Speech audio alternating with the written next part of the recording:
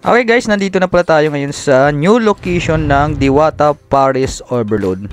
Dito lang to guys sa GW Jokno Boulevard, Pasay City. Beside nga lang pala to ito sa GSIS dito sa Pasay guys. So magpapapicture tayo ngayon, nakita ko siya.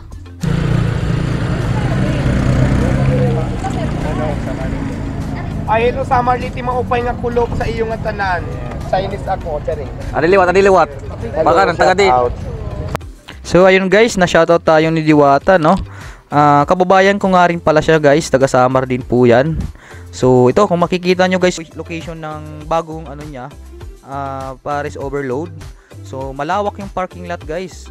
Kung pupunta kayo dito guys, sigurado makakapag-parking po kayo kasi malawak po yan. Bakanting lote ito guys. Malapit lang to sa GSIS guys kung pupunta kayo dito. So pipila na tayo guys.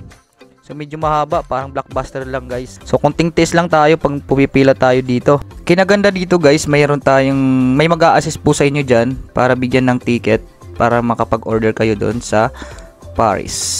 So ayan guys, tapos na tayo kumain.